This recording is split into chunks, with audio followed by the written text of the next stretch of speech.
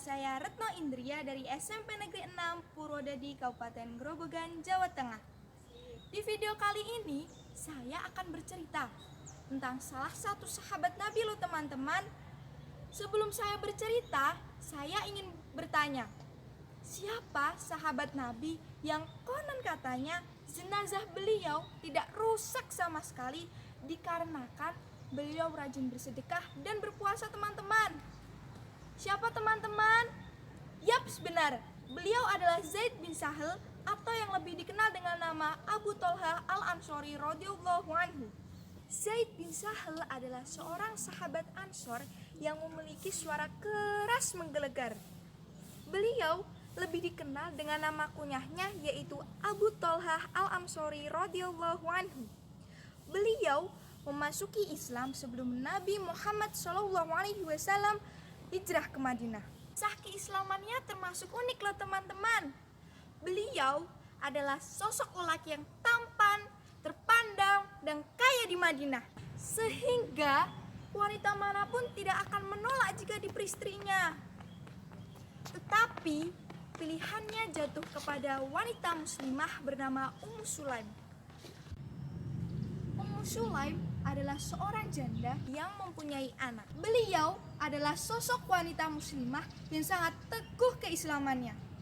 Ketika Abu Tolhah mengajukan surat lamaran kepada Ummu Sulaim, ia mendapat jawaban yang sangat mengagetkan.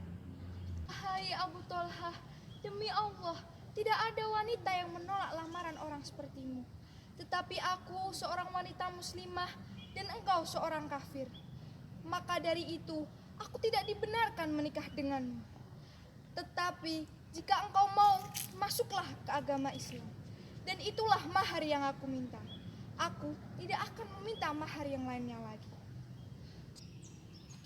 Sebenarnya akan lebih mudah bagi Abu Tolhah jika mahar yang diminta berupa uang, perhiasan, atau harta yang lainnya. Tetapi berbeda dengan Ummu Sulaim. Ia meminta mahar berupa keyakinannya. Cukup lama ia menimbang-nimbang, tetapi ternyata kehendak Allah mengiringnya memperoleh hidayah lewat jalan pernikahan ini. Abu Tolhah pun menyetujui permintaan Ummu Sulaim dan menikah dengan mahar keislamannya. Kemudian ia menjadi seorang sahabat Ansor yang terpandang, soleh, dan dermawan. Seorang sahabat bernama Thabit berkata, aku tidak pernah mendengar wanita yang mahar pernikahannya lebih utama daripada mahar Ummu Sulaim ketika dinikahi Abu Tolhah. Pada suatu hari, ketika ia sedang mendirikan sholat di kebunnya yang hijau, tiba-tiba terdapat burung yang tersesat di antara rimbunan dedaunan. Matanya mengikuti gerak-gerik burung tersebut, sehingga ia lupa akan jumlah rakaat sholatnya. Seusai sholat, ia bergegas menemui Nabi Muhammad SAW dan berkata, ya Rasulullah, aku telah tertimpa musibah karena kebunku.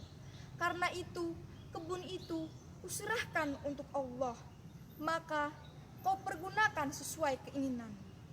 Tolhah adalah seorang sahabat Ansor yang memiliki kebun-kebun terbanyak dan terbaik di kota Madinah. Salah satu kebun terbaik dan terindah yang dimilikinya terletak tidak jauh dari Masjid Nabi Muhammad SAW. Di dalamnya terdapat air telaga yang sangat menyegarkan. Nabi Muhammad SAW pun sering mengunjungi kebun tersebut dan ia meminum air telaganya. Kebun ini dikenal dengan nama Birha ketika turun surah Al-Imran ayat 92 yang berbunyi, la tanalul birra hatta tunfiqu mimma tuhibbun wa ma tunfiqu min syai'in fa innallaha bihi alim. Yang artinya, kamu tidak akan sampai kebaktian sebelum kamu menafkahkan sebagian harta yang kamu cintai. Abu Tolhah pun bergegas menemui Nabi Muhammad SAW dan berkata, ya Rasulullah, aku sangat mencintai Birha. Karena Allah memerintahkan untuk menyedekahkan harta yang paling dicintainya, maka aku serahkan Birha ini untuk dibelanjakan ke jalan Allah sesuai apa yang dikehendakinya. inilah pemberian yang mulia di sisi Allah. Kata Rasulullah dengan penuh gembira. Tetapi menurut pendapatku akan lebih bermanfaat jika kebun itu kau berikan kepada kerabatmu sendiri.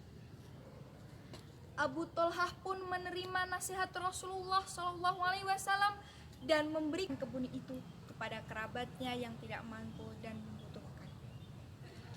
Pada masa tuanya, pada masa Khalifah Utsman bin Affan, ketika ia sedang membaca surah At-Taubah ayat 41 yang berbunyi, "Kifafa wasikalau wajahidu bi amwalikum wa anfusikum fi sabilillah.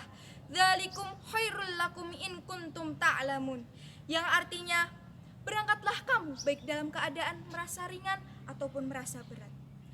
Tiba-tiba ia tersentak kaget dan terlihat merenung sejenak. Kemudian ia berkata kepada anaknya, "Wahai anakku, persiapkanlah bekalku, persiapkanlah bekalku." Anaknya dan beberapa orang yang hadir di sana mencoba menghalangi maksud tersebut. Mereka berkata, "Semoga Tuhan merahmatimu. Engkau telah berperang bersama Rasulullah, bersama Abu Bakar dan Umar hingga mereka semua wafat. Biarkan kami yang berjuang dan engkau yang di sini." "Tidak, tidak," kata Abu Tolhah dengan tegas. "Persiapkanlah bekalku." Anak dan para kerabatnya tidak bisa menghalanginya lagi. Mereka pun mempersiapkan perbekalan beliau.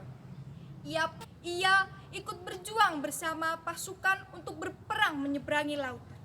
Di salah satu pelayarannya, ketika di tengah laut lepas, ia menghembuskan nafas terakhirnya. Selama 7 hari lamanya tidak ditemukan pulau untuk memakamkannya. Tetapi jenazah beliau tidak berubah sedikit pun.